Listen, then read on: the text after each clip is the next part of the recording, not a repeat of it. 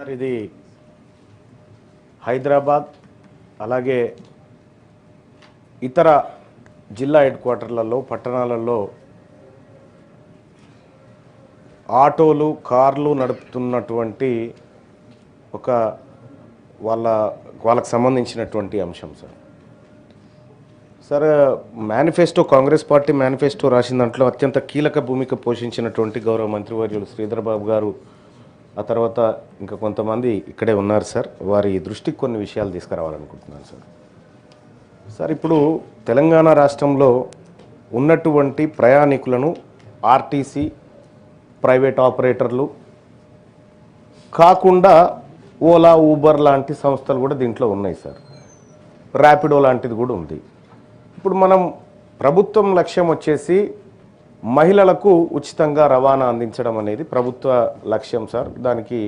ప్రభుత్వానికి ధన్యవాదాలు సార్ ఒక ఉచిత రవాణా కార్యక్రమాన్ని మహిళలకు పెట్టింది సో ఈ సందర్భంలో కొద్దిగా ఆటో వాళ్ళకి కానీ లేకపోతే ఈ క్యాబులు నడుపుకునేటువంటి వాళ్ళకి కానీ కొంత వ్యాపారం తగ్గింది కొంత వాళ్ళ దాంట్లో ఎక్కే వాళ్ళు కూడా తగ్గినారు సో కొంత ఉపాధి కోల్పోతూ ఉన్నటువంటి ఆలోచన వాళ్ళు ఉంది సార్ అయితే దీనికి పరిష్కారంగా మనం గతంలో మేనిఫెస్టోలో అనుకున్నట్టుగా ఈ ఓలా యాప్ ఊబర్ యాప్ ఈ రాష్ట్ర ప్రభుత్వం ఒకటి ఎందుకు తయారు చేయలేదు ఈ రాష్ట్ర ప్రభుత్వమే ఇప్పుడు ఆ ఓలా యాప్ కానీ ర్యాపిడో కానీ ఇంకోటి ఎక్కితే 100 రూపాయలు అయిందనుకో 30 రూపాయలు వాడే తీసుకుంటా ఉన్నాడు 70 రూపాయలలో వీడు పెట్రోల్ వెళ్ళాలి కూలి వెళ్ళాలి అన్నీ వెళ్ళాలి కానీ ఆ పరిస్థితి లేదు కాబట్టి రాష్ట్ర ప్రభుత్వం ఒక యాప్ను క్రియేట్ చేసి దాని నిర్వహణ ఖర్చు కోసం ఒక 5% 6% నిర్వహణ ఖర్చుకు తీసేస్తే మిగతా డబ్బులు కనుక ఆ కష్టపడేటువంటి కార్మికులకు ఆటో డ్రైవర్లకు వీళ్ళకి ఇవ్వడం ద్వారా ఏం జరుగుతుందంటే ఎక్కువ లాభం జరుగుతుంది ఎందుకు ఇక్కడ ఆర్టీసీ వల్ల జరిగినటువంటి దెబ్బను ఈ రకంగా పూడ్చుకునేటువంటి అవకాశం ఒకటి ఉంటుంది సార్ సో అది కాకుండా రాష్ట్ర ప్రభుత్వం ఇంకొక అడుగు కూడా ముందుకేయచ్చు ఓన్లీ ఆర్టీసీ బస్సులలోనే ఎందుకు ఉచితం అనుకోవాలి ఆటోలలో ఎందుకు ఉచితం కాకూడదు ఆటోలలో ఉచితం ఎందుకు చేయకూడదు దానికోసం ఒక పాలసీ ఎందుకు రూపొందించకూడదు ఎందుకంటే ఇప్పుడు ప్రతి గల్లీలోకి ఆర్టీసీ బస్సు పోయే పరిస్థితి లేదు కాబట్టి సో దానికోసం ఒక పాలసీ తయారు చేసి గల్లీల నుంచి లేకపోతే బస్సులు పోయినటువంటి జాగాల నుంచి మనం గడపకు పోయినా తప్పేం లేదు గడపకు పోయినా తప్పు లేదు ఎందుకంటే మహాలక్ష్మి గడప నుంచే స్టార్ట్ అవుతుంది కాంగ్రెస్ పార్టీ పెట్టుకున్నటువంటి ఆ పేరు ఏదైతే ఉందో మహాలక్ష్మి గడప నుంచే స్టార్ట్ అవుతుంది గడప ఎక్కించినా ఇంకా పుణ్యమే కాబట్టి నేను ఏమంటున్నాను సార్ ఆటోకు సంబంధించినటువంటి విషయంలో సో మనం ఏమేమో చెప్పినాం మేనిఫెస్టోలో వాటిని నేను ఉటంకించదలుచుకోలేదు ఎందుకంటే అందులో ఆ మహాఘనకార్యంలో నేను కూడా ఉన్నా కాబట్టి సార్ ఇక్కడ ఏమంటున్నంటే ఆటోలకు సంబంధించి ఇప్పుడు ఎట్లాగో మనం ఆర్టీసీకి కొంత చెల్లిస్తా ఉన్నాము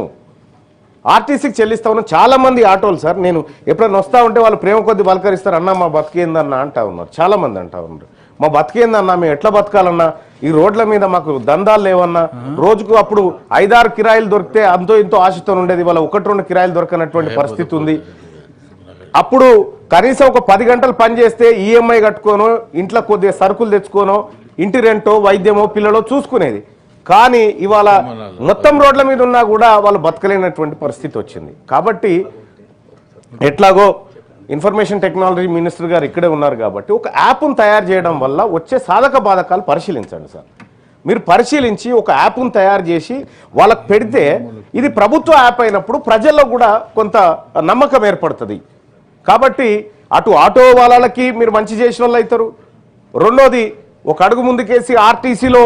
ఆర్టీసీకి ఆటోకు అనుసంధానం చేసి ఈ స్కీమ్ ఏదైతే ఉందో ఉచిత స్కీమ్ని తద్వారా వాళ్ళకి ఎట్లయినా లాభం చేయొచ్చేమో ఒకసారి పరిశీలించవలసిందిగా ఒకటి కోరుతా ఉన్నాం సార్ ఇక రెండో అంశం సార్ ఈ క్యాబ్ డ్రైవర్లకు సంబంధించినటువంటి అంశంలో ట్రాఫిక్ పోలీసుల కాడ చాలా ఇబ్బంది అవుతుంది సార్ వాళ్ళకు అంటే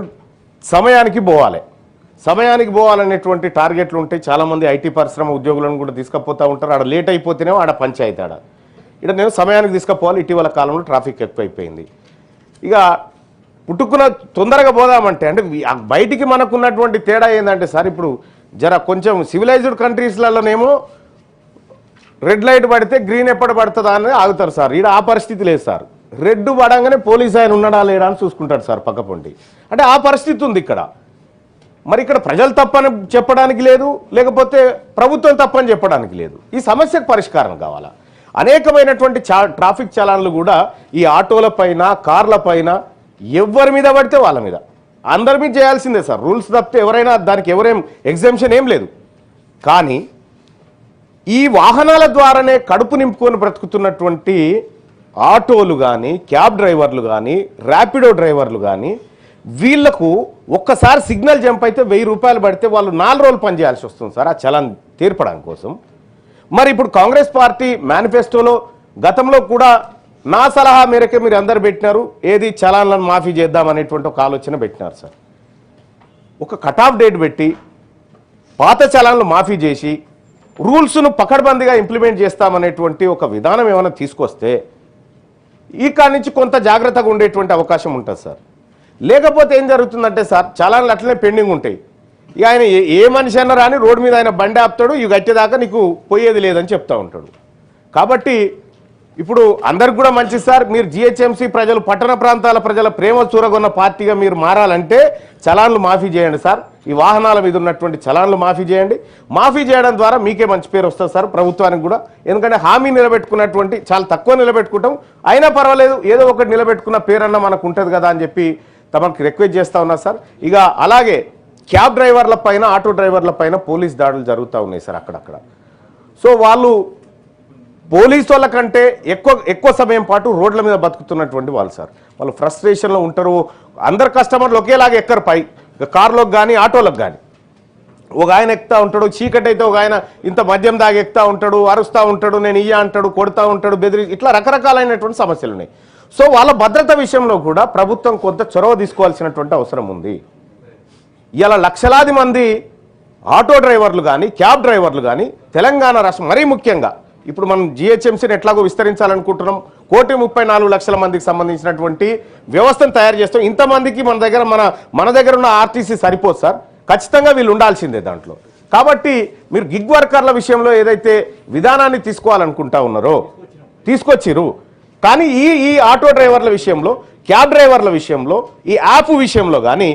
రాష్ట్ర ప్రభుత్వం చొరవ తీసుకోవాలి సార్. దీంట్లో రాష్ట్ర ప్రభుత్వానికి అయ్యే ఖర్చులు వేస్తారు, ఎట్లాగో పెట్టేది పెడతా ఉన్నారు. మీరు పెట్టే డబ్బు పెడతా ఉన్నారు కాబట్టి సో సరైనటువంటి విధానంలో పెట్టడం ద్వారా ప్రభుత్వానికి మంచి పేరు వస్తుంది, ప్రజలకు మంచి జరుగుతుంది, మహిళలందరూ కూడా మిమ్మల్ని దీవిస్తారు ఎప్పటికీ. Thank you sir. ఓకే.